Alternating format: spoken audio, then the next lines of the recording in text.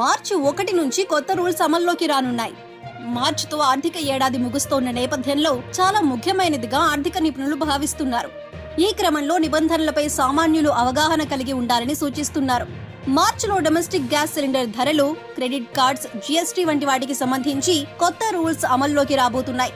మరి ఆ రూల్స్ ఏంటో తెలుసుకుందాం. ఆయిల్ మార్కెటింగ్ సంస్థలు ప్రతి నెల 1వ తేదీన ఎల్పీజీ గ్యాస్ సిలిండర్ ధరలు సమీక్షిస్తాయి. కొన్నిసార్లు నెల 2 అర్ధభాగంలోనూ మారుస్తారు.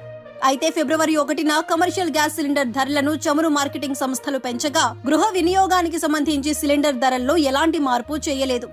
ఈ క్రమంలో ఈసారి డొమెస్టిక్ సిలిండర్ ధరలు పెంచే అవకాశం ఉందని మార్కెట్ విశ్లేషకులు భావిస్తున్నారు. దేశంలోనే అతిపెద్ద ప్రభుత్వ రంగ bank State Bank of India credit కార్డులకు సంబంధించి కొత్త నిబంధనలను మార్చి నుంచి తీసుకొస్తుంది.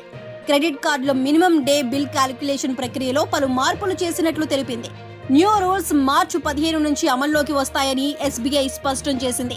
రిజర్వ్ బ్యాంక్ ఆఫ్ ఇండియా ఇటీవలే పేటీఎం పేమెంట్స్ బ్యాంక్ పై ఆంక్షలు విధించిన సంగతి తెలిసిందే. ఇవి మార్చి 15వ తేదీ తర్వాతే అమల్లోకి వస్తాయి. పేటీఎం పేమెంట్స్ బ్యాంక్ ఇక బ్యాంకింగ్ సేవలు నిర్వహించకూడదని, కొత్త కస్టమర్లను చేర్చుకోవడం, డిపాజిట్ల సేకరణ, వాలెట్ లోడింగ్ వంటి కార్యకలాపాలను నిర్వహించొద్దని ఆర్బీఐ జనవరి 31న ఆదేశించింది.